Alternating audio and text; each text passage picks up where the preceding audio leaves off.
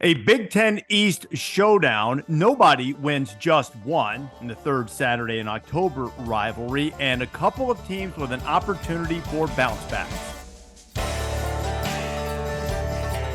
This is the College Game Day podcast for Friday, October 20th. This is the Picks edition of the podcast. Rece Davis, Pete Thamel, Stanford Steve with you. Race tightening a little bit, but Stanford Steve still showing why he is the expert picker and gambler, most knowledgeable gambler around. Steve, you're still leading the way with a 35, 27, and 5 mark. 5 pushes on the season. Yeah, I would like to trade some of these wins over to another refrigerator that we see a lot during the week. But maybe I should just take the picks from this pod and just throw them on the fridge and blast the fridge. Yeah, hey, look, you're doing great. I'm not just here to blow some sunshine up your skirt. Pete will attest to this. You've been fantastic on the show. You're not just there to pick, whether it's your playing experience at Stanford, your institutional knowledge of the sport. What a great addition both of you have been. I've said this publicly many times to Pete as well, that having Pete on the show is something that this show has needed. Someone who has the connections, the knowledge, the insight, can get the news early and on time for years. And having both you guys, been a pleasure to have both of you as teammates. It's not like it's coming to an end or anything, but I just felt like, since you were being self-deprecating about the old fridge, that maybe I'd give you a little pep talk here and let you know things are going great. It's been absolutely fantastic. The energy, I was, like I said, all week going up to last week with our show staff, I just wanted them to see UW when it's the UW that I know. And boy, did we get an effort. And then I started another deal wearing Grumpy Joe from Idaho, their sweatshirt on the show. And little did I know, when I woke up in Los Angeles the next morning, the creative folks in Missoula took my Grumpy Joe sweatshirt and lambasted the Grizz on it. So when I woke up, it was just, you meant to wear this sweatshirt. So now I have Montana folks reaching out. They obviously have Montana State later here. So it's just been a blast hearing from people. And, Mark Schlereth texted me, seeing, how fired up he was to see Idaho on the show. And that's what I'm trying to do, is bring some love to the little guys, knowing these games are going to amp up at the FBS level, but also, guys are playing ball all over the country, and that's why we love the sport, because, you get upsets at the Kibbie Dome late on a Saturday night, and it's just awesome. Everything that entails it, we try and capture it, and that's what I'm just trying to do.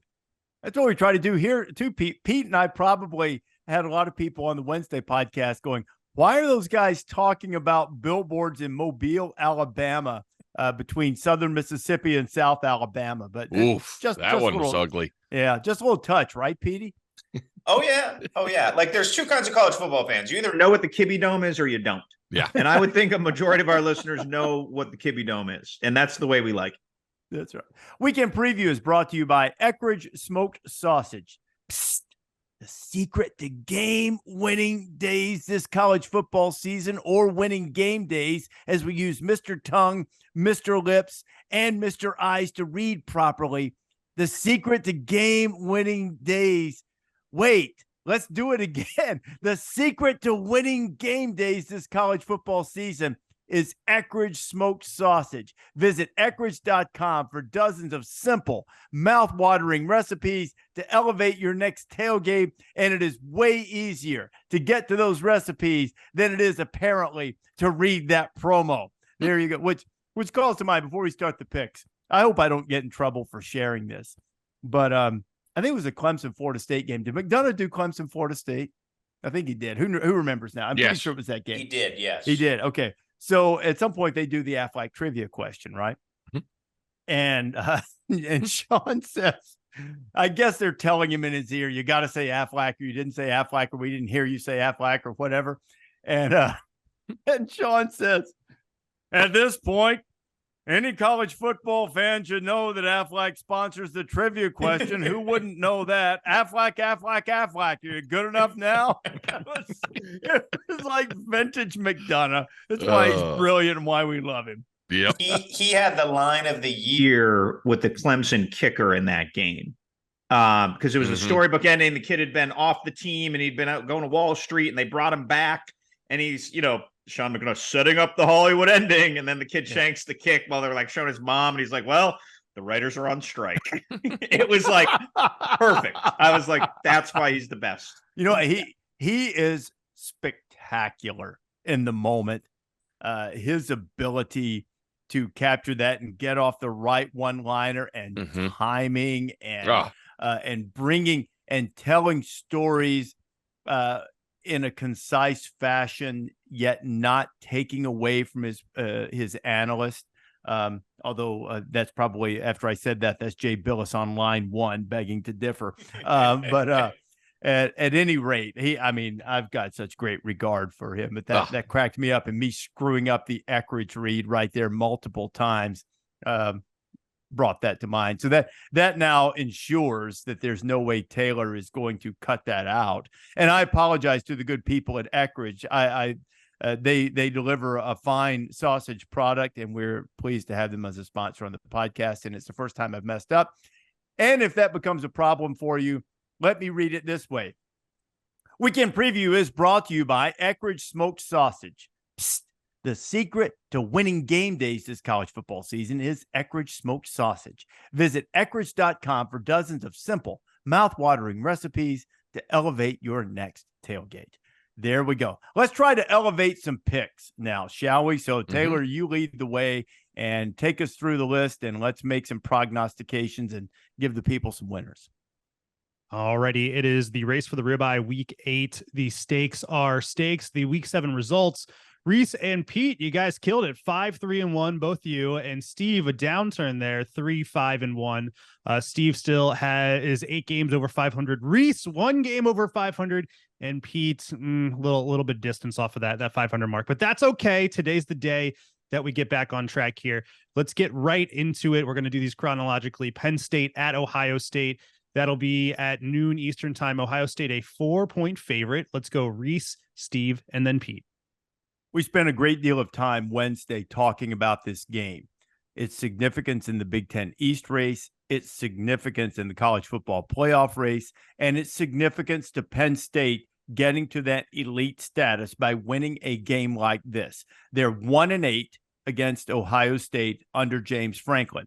They've lost 6 in a row to them, 2 of them by 1 point. Many times they've had control of the game in the fourth quarter. I detailed all of that on Wednesday. If you want to know how they lost leads, go back and listen to the Wednesday pod. I think Penn State's the better team. I think Penn State, if not now, when. I'm taking Penn State not only to cover that 4.5. I think this is the week. This is the Saturday, and I think Penn State wins it outright. It's really, really tough, Rece, because the game that sticks out in my mind continuously every week since we've been there is Notre Dame and Ohio State. And I can't get people go back and forth. Oh, that was a lucky win. I don't know how good those teams are. I think those two teams are pretty darn good. And what you saw Notre Dame do since then, you could take whatever you want. But being there that night and watching those two teams, and I said it that night, I think McCord found himself. Now, what has happened since then? Dominoes have fallen as far as injuries, and I don't know what they're going to look like, and I don't know if the guys in Columbus know what they're going to have on the field Saturday. So with that, you put on the Penn State tape, and it's just absolute mass destruction. The teams they play, and people make a big deal and not the deep balls. But I watch it, and I think it's smart football. The adage now in tempo and offense is, you see green grass on the perimeter, take it. And that's what they've done with Aller. He hasn't thrown the ball down the field. I think it last in FBS in 40-plus yard plays. They have 1, and they're undefeated. So I think he's primed for this stage. They've built him up. He's got enough reps, and I think that defense is going to travel. That defense is ready to go. Number 1 in pressure rate. But, again, they haven't played any good offenses. I expect that to take a step back, but I'm taking Penn State plus the points. I could see Ohio State winning by a field goal. That's why I like this 4.5, whatever it's around. I'll take Penn State plus the points. Yeah, I'm not going to save the graphic here. The number I really like is that over-under at 46.5. I don't think it's getting over that. I think this is going to be a low-scoring game. I think defenses are going to lead the way. I don't think either quarterback is going to score 35 here, right? I just don't think they're built that way. We got into Ohio State's offensive line issues on the last pod. I think those are real. I think this is one of the better Penn State defensive fronts that we've seen, and I'd expect them to be disruptive. I would be pretty patient if I was going to invest in this game to see how the injuries settle for Ohio State. When you look at Travion Henderson, this is a game for Mayan Williams, right? To like really bust through. Chip Trayanum's obviously they've leaned on a bunch this year, and Denzel Burke is a huge factor. So that said, like what we know sitting here taping this pod, I would take the Nittany Lions in the 4. Next up, we got Washington State at Oregon. Oregon, a 20-point favorite. This game kicks off at 3:30 p.m. Eastern time. Let's go, Steve, Pete, Rece. Yeah, interesting here is the time of game. If this was a night one, I would lean towards maybe thinking about the point. I just think 20 points is too much with a capable team. Washington State absolutely embarrassed last week against Arizona at home on the Palouse after a loss to UCLA. I just think it's too many. I'm going to take the 20. The line is like alarmingly big where it almost feels trappy. And look, I left Seattle pretty darn impressed with the Ducks the other night. And really, I thought, front seven wise defensively, they've got some real dudes. Interior linemen watching the game from the field were impressive. I think that there's a lot in front of this Oregon team still, and they know that. And Lanny's going to have them ready to go back. So I'm going to call for the blowout and take the Ducks. I also call for the blowout, and I also will take the Ducks. Feel the exact same way Pete did. I walked out of Husky Stadium, or ran out, in order to beat the traffic once the field goal went out. We all sprinted out 2 weeks together. in a row, Rece. That's right. Good escapes. Really good escapes. Rachel did a great job getting us out of there. She got Pete and me out of Neyland Stadium last year and didn't get caught up in the field storming. It was really impressive work. Yeah. But at any rate, I walked out of there thinking I saw two teams that were not only playoff worthy, but two teams that could win the national championship. They play a little bit differently, but they're both really good. There are kinds of losses that tick you off and make you come back the next week ready to open up a can on somebody's rear end. And there are losses that shake you to your core.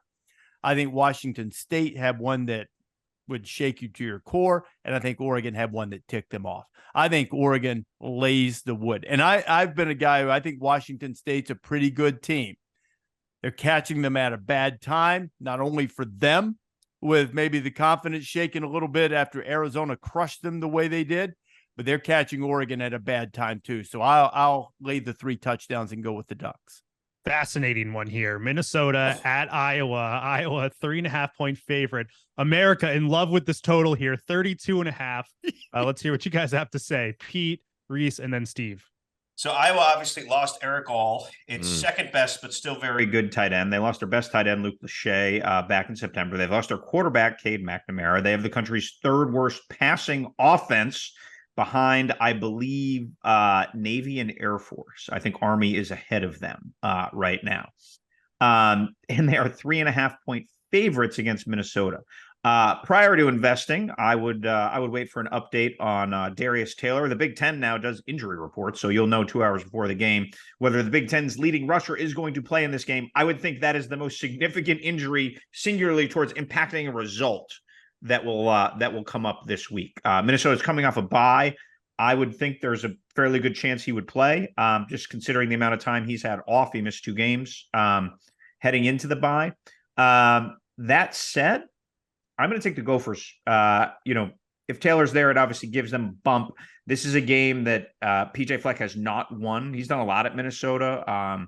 He's sort of changed some paradigms and perceptions there, and had a Minnesota career so far that's defied some gravity considering the historic mopishness of that program. But this is one, considering Kirk Ferentz burning those timeouts a couple of years ago, there's a little bit of petty in the air. And I think the Gophers can go in with a competent passing attack with Ethan Kaliak-Manis and if Darius Taylor's back to ride, they can at least cover, right? 3.5 is like a 14.5 point spread in the Pac-12. You threw me for a loop there, Pete, because I thought I was going to be the only one to go with the Gophers, and I am. In addition to the struggles that Iowa has had throwing the football, so is Minnesota. These are the two worst passing offenses in the Power Five. Only Pete mentioned only Navy and Air Force throw for fewer. That applies to Minnesota, except you can put Iowa in there too. They can't throw it either, or haven't thrown it. I detailed on Wednesday all of the futility, and yet Iowa still wins. I also outlined how much respect I have for Iowa sticking to its guns and finding ways to win these games. But I will go back to what I said about Louisville last week. It doesn't mean I don't like Louisville. It doesn't mean I don't like Iowa. But if you are not good enough, a loss will find you. So when people start worrying about teams going 11-1 and they can't move the football, what did McAfee say last week that was hilarious? They couldn't fall down and kick it and move it forward. But, it's you start worrying about this, you put yourself in harm's way if you can't distance yourself from teams you're playing. And Iowa can't distance itself from anybody at this point, with no McNamara, no Lachey, who was lost earlier, now no Eric All. I'm going with Minnesota because I think somebody's going to get them. Probably Minnesota or Nebraska, maybe Rutgers in there, but somebody will get them. I'll go ahead and say that PJ captures Floyd of Rosedale for the first time. You know who Iowa's leading receiver is, Rece? I imagine it's this former Avon Old Farms star, Nico Reganey. Is that correct? That is correct. There we go. Finest boys school in all the land. I'll finish your sentence. Go ahead, Esperando. Steve. And you know what? And the school motto would apply to Iowa as well. Aspirando et perseverando, which is aspire and most importantly, persevere. All right. Hold on. I need a second. We got that in there. And Pete dropped the historic mopishness for Miami or Minnesota. Sorry. I probably could put Miami in there too. I mean, it's not historic greatness in the Central football. No. And you know what? Like, I have taken a liking. I'm taking Iowa here. I want 11-1 Iowa. I really do. I appreciate teams that could, win ways in any way possible. I understand where Rece is coming from. A loss will find you. You already saw that with Louisville. But I just, if you're that mad at them and you can't stand them that much, beat them. And people just don't do it. Yeah. When you look at the matchup, it's as bad. I thought PJ Fleck was, saw the post-game quotes. Pretty eye-opening that he said Michigan was the best team he's coached against in 11 years after playing them last week. And I look at it as the old factor of, the early teens teams of Bama, what the record was of the team the week they played after them. I think they got banged up pretty good. And I'm going to take Iowa at home. I'm going to ride this lightning while I can. As Rece pointed out, it'll find you. So I'm along for the ride, Hawkeyes. Give me the Hawkeyes. With both of us going Minnesota, this might be the smartest pick in the history of the podcast, with Steve going with Iowa. That shows what you know, pal. Third Saturday in October, Tennessee headed to Tuscaloosa, Alabama, a 9.5 point favorite. This kicks off at 3:30 p.m. Eastern time. Let's go Rece, Steve, then Pete. So many great moments in this series. General Robert Neyland said, "You never know what a man is made of until he played against Alabama." Bear Bryant played in this game with a broken leg and scored 2 touchdowns. A man called Bully Vandergraff, Alabama's first ever All-American, had his ear ripped. And rather than come out of the game, which were the rules of the days, he tried to rip the rest of his ear off in order to continue to play against the Big Orange. Teammates and managers eventually subdued him and made him bandage it. And of course, there's the guy who goes viral this time every year, the I Hate Tennessee guy. There's Peyton Manning leading the band. There's Jalen Hyatt running wild through the Alabama secondary last year. So much. There are the cigars, an institution and a tradition instituted by Alabama by a Tennessee alum who was working at Alabama, Jim Goostrey, who worked for Bear Bryant for years and years. This is such a weird game because before the season, we expected that with Joe Milton, Tennessee would hit a bunch of shot plays. And we expected Alabama with this big offensive line to just run the football. Well, as it turns out, Alabama's been sporadic, to put it kindly at best, at running it, and Tennessee can't hit a deep pass. Both these teams sack the quarterback. Tennessee does a better job protecting the quarterback than Alabama does. I think Alabama is going to win the game, but Alabama hasn't shown me that they're going to cover 9.5 against a good team. They make every game exciting. They take you on a ride right to the end, even when you think they have it in hand. So I'm gonna say Alabama wins, but Tennessee covers. That line's too big for me. Yeah, I sort of feel the same exact way. I don't have confidence in Alabama covering the more than a touchdown number.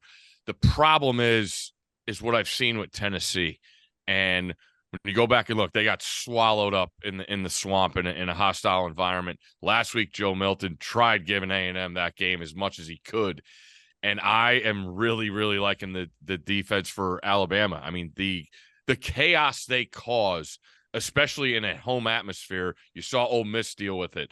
Texas hit big shots over the top. That's what you got to do. And with Milton, I'm not confident. I haven't seen it all year. The people want to give me data points and all the substance size and all that stuff. It's there. I hate it, but I'm taking Alabama minus the points. These aren't teams that this season have left you convicted in any way, right? Other than sort of the ambiguity that the performance has yielded. So 9.5 is a lot of points. I would say Alabama's offensive line may be one of the least performing units compared to expectation in the entire country. It's just Nick Saban spent all summer saying we're going to become an offensive line driven program again, and their offensive line has been driven around. And Jalen Milroe's been sacked. Now, some of that is he's going to wiggle around a little bit and can create with his legs, but the notion of Alabama lining up and smashing people just hasn't happened this year. So the idea of it suddenly happening this week and then pushing around Tennessee, which has had a pretty solid defense, isn't appealing to me. So I'll take the points. I don't know if Alabama blows anyone else out on their schedule other than I think they have an FCS, what do they have? Chattanooga. So, but I think it will be a roller coaster ride the rest of the way for this Tide team. And I think they will, they are going to be susceptible. And I certainly think they'll struggle to cover here. Yeah. One thing, Pete, I think you make a great point. The sacks that Alabama allows, while problematic for their offense in general, I don't worry about them as an offensive line standpoint, maybe with the exception of left tackle, where they've had some problems with young guys playing. Yep. It's more that they can't run. They can't really consistently get a push in the running game because a great majority of the sacks seem to me to be mostly on Milroe, not quite getting through it as quickly as he will eventually. He's getting there, but, I think a lot of those there. So I think that's a big advantage for Tennessee on Saturday. No tailback scares me in that. No skill guy scares me in that team. They just don't. For Alabama? For Alabama, yeah. I think the thing is the running backs that they have that would scare you aren't quite there in pass protection yet. Okay. And the That's running, rule number one in Tuscaloosa. Yeah. Yes, it is. It is. And I know. those guys are young and they'll probably get there too, but they've got a couple that will. But there have been some growing pains in pass pro, I think, too. And the receivers are good, but not what you've come to expect with all the guys they've had roll through there. Jermaine Burton wouldn't start for Washington. Well, yeah, but come on, that's a high bar. I mean, you've got a couple of guys they've had. Look at the bar they set. You got a couple of guys at Ohio State that wouldn't start at Washington. Yeah, that's fair. and a couple of guys, to be fair, a couple of guys at Washington that wouldn't start at Ohio State. So you're gonna have to bring the bar down a little bit there. Well, I'm saying is they set the bar there 3-4 years ago. So that's true. That's my only point. Like that's a really, really high, but that's the highest bar I've ever seen. You're like going. Alabama's not going to have that again. That's like the Olympic record bar. Yeah, you wouldn't start at Washington. Okay. This Thamel bar is way up there. Guy at tailback or running back, first, second, maybe even third team, right? Maybe, but it's just what makes them different, and why I don't think they'll be able to move the ball to blow out Tennessee or dominate Tennessee. Next up, we've got Duke at Florida State. Florida State, a 14-point favorite. This kicks off at 7:30 p.m. Eastern. Let's go Steve, Pete, then Rece. I wanted Pete to go first on this one. What do you got? What do you got? Well, we going to see 13?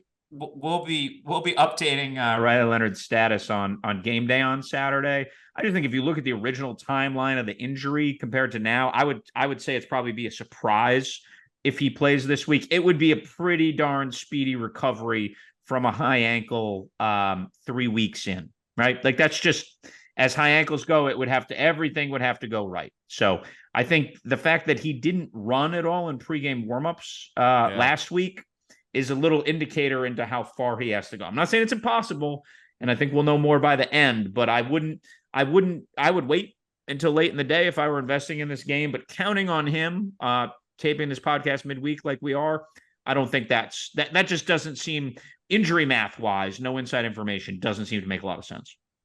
All right, so old Beelan's going to be behind center. I think he's going to have to do more than 4 completions and 2 touchdowns. I love what Duke. I did not expect Duke to win last week without Riley Leonard. I thought that was as impressive a win, knowing what they lost when we were there. You get game day, you get Notre Dame on a Saturday night, and you're all the way to the end, and then you lose your star quarterback in the last play. And God only knows how long those 2 weeks were for them to get back on the field. But I think that defense is going to be on the field too long if Beelan starts. And that's just a bad recipe with Florida State and the ample numbers of guys. I thought it was fascinating. We brought up on the call this week, guys, just the idea of the Bolitnikoff Award this year. I think it's a tremendous race. I get it. Harrison's the most talented. He's got a stage that nobody else does the rest of the way. But Keon Coleman, I think, is when you first start talking about assets to offenses, he has been absolutely tremendous.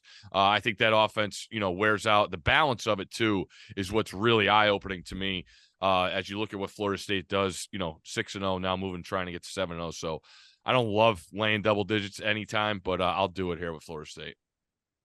Man, this might be the pick that I'm least convicted about on the board because everything in me says take Florida State.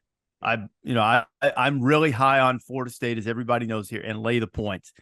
But Duke is so tough. Yep. And coming back from that Notre Dame game and losing your quarterback and then winning that game, Steve, I agree with you. I mean, what Elko, the toughness that he has instilled in those guys.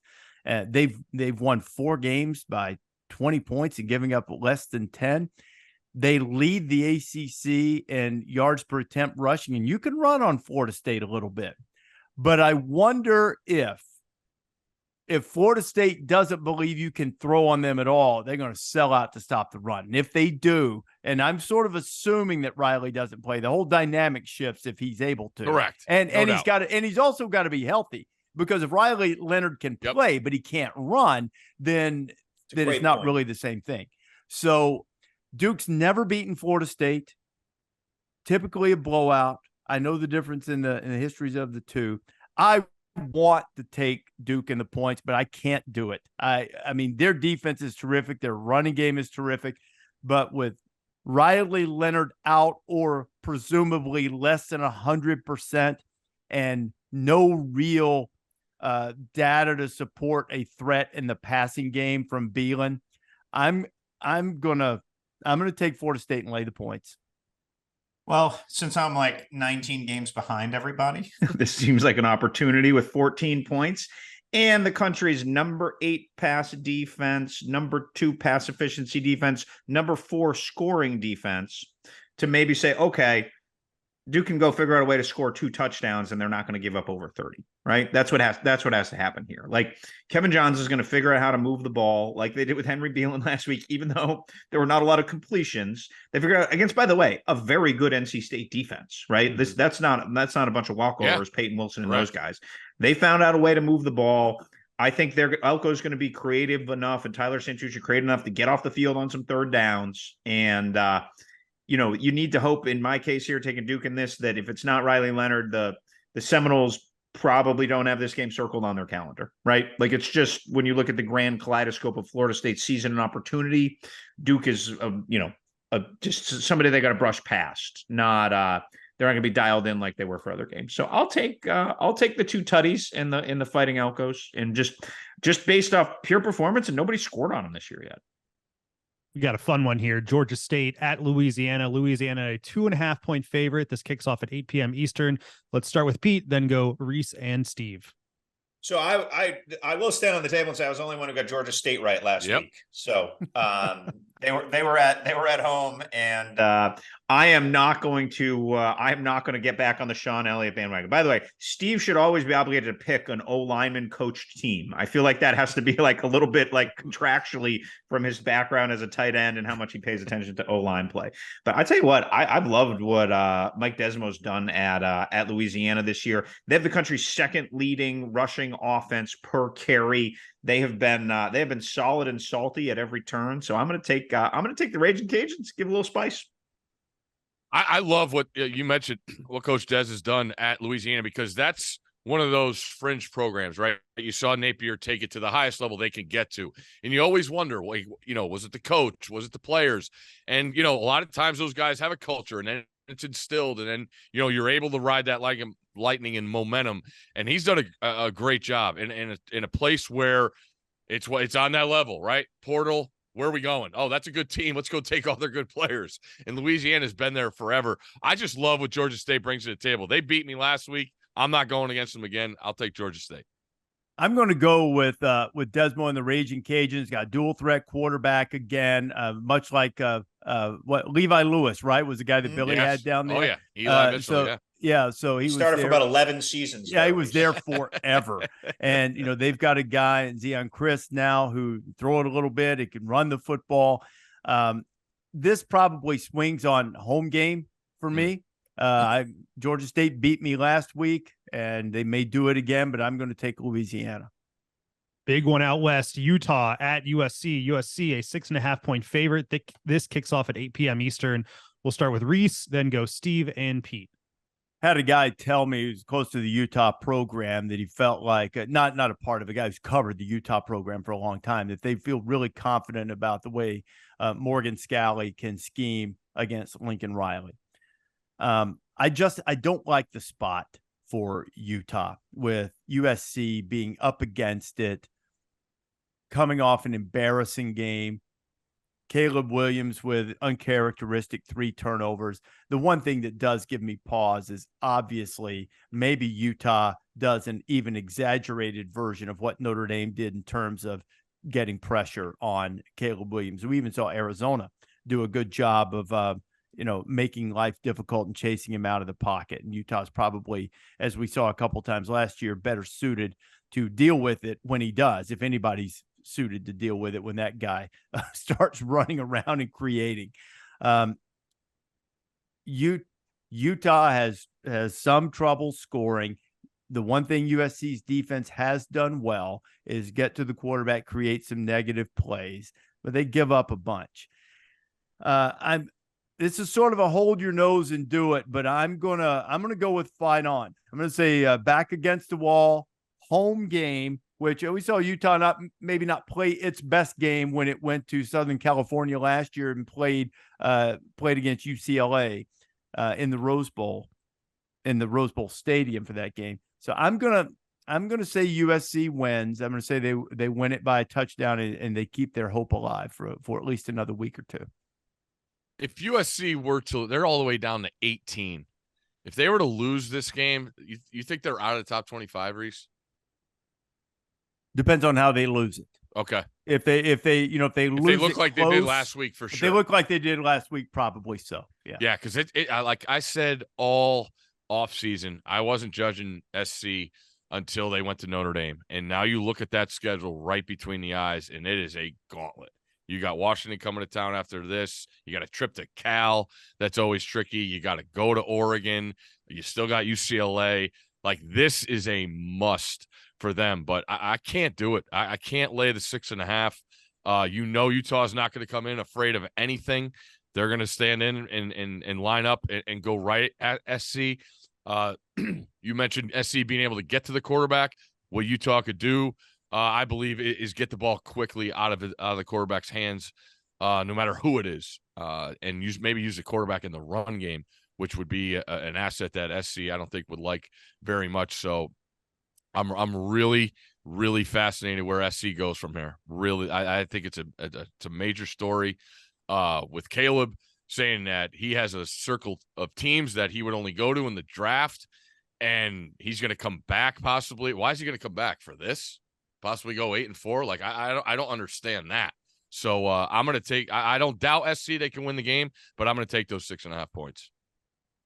We have to find a pithy term for the game that I could refer it to as the Pepto game, where if I picked a team that I didn't feel in my gut I should pick, I would immediately want Pepto. Or you could just call it the faceplant emoji game, where 6 minutes in, you look at the score and you're like, of course, you dumb jerk. Why would you possibly pick that team? So USC right now is the faceplant emoji team right now. There is no way I'm backing that horse. Now, look, could Lincoln Riley go win? Could he hang 41 on Morgan Scalley? Sure. But I am not going to let him go do it. Let him prove he can do it. Utah has been gangbusters on defense this year. They've won 3 in a row in this series, and their strengths are USC's weaknesses. Now, we'll have an update on game day on this. I would expect Bryson Barnes to start again. He'd been running with the ones. They didn't even use Nate Johnson as a change of pace guy last week. Who knows in Cam Rising at this point? Kyle Whittingham's openly talking about him redshirting this week. That doesn't seem to me to be the cadence of him coming back. So, but that said, like, why Utah is going to win or at least cover in this case is just because they are a better, tougher program. Sure, Oregon State scored 21 on them, but Oregon State is like a slightly less, built version of Utah. They are built from each line out. And I have faith in USC's line. I'm sorry. I have faith in Utah's lines to dominate USC on each side of the ball. And it'll be interesting to see if, the Utes go up 10-0. We're going to learn a lot about USC's personnel. We're going to learn a lot about Lincoln Riley the next few weeks. Last game for the show today, Clemson, a 3.5-point favorite on the road against Miami. This kicks off at 8 p.m. Eastern. Let's start with Steve, then Pete and Rece. How big's the bandwagon? Is it still too big? Can I get on the bandwagon now? Is there a seat?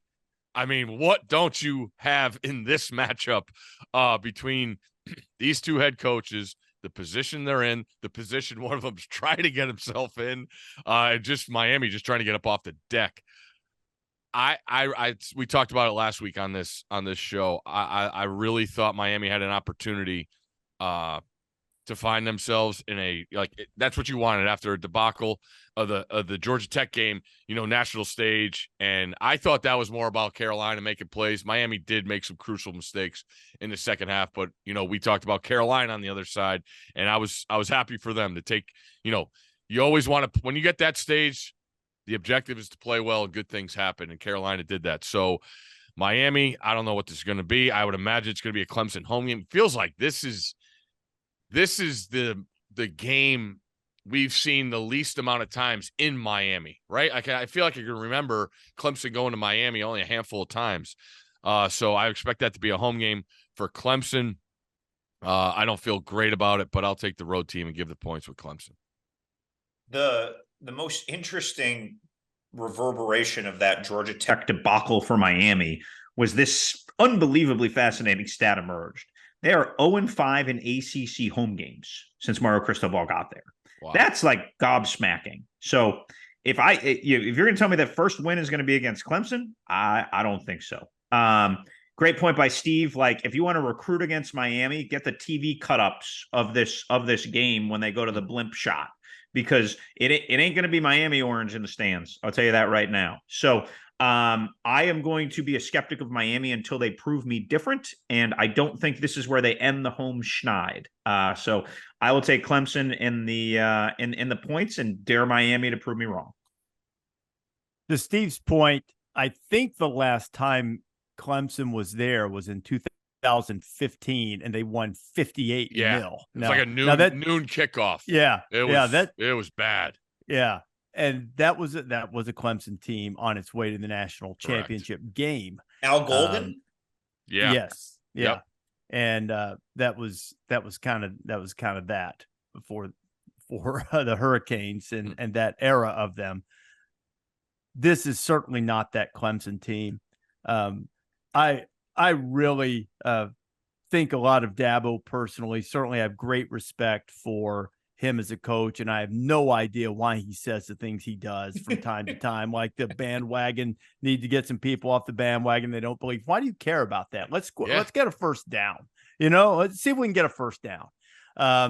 And I'm a little concerned about Clemson in this game, but I can't back Miami. Not with the clutch and not with Clemson coming in. So I'm gonna take the Tigers and say the $2 bills will be spent on South Beach in celebration after the Tigers get that victory. But that's a really interesting game because Clemson is built in such a way that even if it loses, I don't think it gets sideways on them. They'll continue to play. Miami, that could start unraveling. If if Clemson goes down and lays a double-digit win on them, I think, and that could get a little out of sorts after what's happened to them the last couple of weeks. But I agree with you, Steve. That game in Chapel Hill Saturday night was not Miami losing as much as it was North Carolina winning. North Carolina, that was a major step for the Tar Heels, for sure. I got one I've never seen them take, quite frankly. Right, yeah, I agree. No, none of us have. Yeah. I got two quick things for you. If Clemson were to lose this game, when's the last time they were under 500 in conference this late in the year? I think is mind-blowing. And get Marissa on that one. We talked about, Rece, you talked about the undefeated three-way possibly for ACC. How does the one loss work if they don't play each other? It'd be the same way. I think it would be I don't know. I think they get down to Marissa Dowling, a great researcher. We were talking about this earlier. There is a possibility it would get down to some combination of CFP ranking and power rating among the analytics, I think. So I'm looking right now. There's 1, 2, but Maryland was still in the ACC then, so they were 2-2. Okay, in 2010, Clemson was 2-3, if I'm counting correctly, in the ACC at the end of October after losing to Boston College. Wow. So it's That's been what they would be if they lose this one. So it's been a while. One of Reese's great attributes as a host is he has good instincts, and I think last week starting to bring up tiebreakers is going to portend to be a wise move, because just with all the high-end teams we have colliding, when you think maybe 12, 14 teams can still make the playoff, there's going to be some tiebreakers, guys. Like they're going to be there. No doubt. We need to be conversant in them now, and I thought it was, and then like they won't get searingly controversial till they really come into focus, but I think we need to know what they are, and I appreciate Rece bringing that up because that's real world stuff in the Big Ten right now, and could be in the ACC. I think it's going to come into play in the Pac-12 too. I mean, because SC doesn't have a loss, and they already have 4 conference wins. Yeah, and Utah has a loss already, so those games are going to mount up. They're way bigger than the perceived notion. The thing, one true champion jokes. Yeah. I said on the College Football Playoff Top 25 show last night, we were talking about the Pac-12. I think that they are definitely going to get a team in, and I think it is more likely, though I don't expect it, but it is more likely that they would get 2 teams in the playoff than it is that they would get 0 teams in the playoff. But your point's a very good one, because I was about to sort of snarkily say, well, you don't have to worry about SC in the tiebreaker after they lose to Washington and Oregon, which I think they will. But then there's Oregon State sitting around there. Oregon State might well, clip somebody along the way. I don't think they have Washington, do they? Obviously they have Oregon, but I don't think they play Washington. I don't think they play they SC. do. They do. They play them back to back. They get them home. Right. They get it. So they get them back to back. So Oregon State could clip somebody and then, because I believe that to be the deepest conference with contenders or near elite contenders good enough to beat elite contenders. You know, I mean, I think, and you also have now you've got Arizona coming. Now, the fortunate thing for most is that Arizona has already played a couple of them. You know, but Arizona went to Starkville and lost, so the SEC is happy. They're good. They got that notch on their belt. Yeah, and that's about the only one, at least up to this point. There are a couple of others, but how about Noah Fafita? By the way, talk about a guy who's broken out this year. He's been great. Boy, he was fun to watch. Sensational in that SC game the other night. So good. It's a shame, and this is going down a rabbit hole, and I'll wrap up the picks pod here. But man, Pac-12 going away, and they're going out in style, man. I mean, a lot. When I'm sitting here nitpicking the 2-time defending champion Utes, I mean that shows you some depth right there. I mean, because they're tremendous on defense, and they are hard-nosed, and that facepalm emoji, I know either way with SC Utah. When Utah just runs through SC's offensive line on 2 of the first 3 plays, I'm going to be going, why? Why did you do that? You know, but I have a feeling our text chain is going to have some facepalm emojis either way. I don't know which going to go, but they're going to be flying. Thanks for listening to the College Game Day podcast. Don't forget College Game Day outside the Horseshoe on the banks of the old Olentangy in Columbus, Ohio, for the showdown between the Buckeyes and the Nittany Lions. We'll move in for about, we're going to feel it. Last hour to hour 15 of the show will be inside the stadium. Great guest picker for all you Buckeye fans out there that you'll thoroughly enjoy. I would tell you, but I'm not sure he's been announced yet. But he hasn't been announced, but he was really, really, really, really good at quarterback. So there's the hint.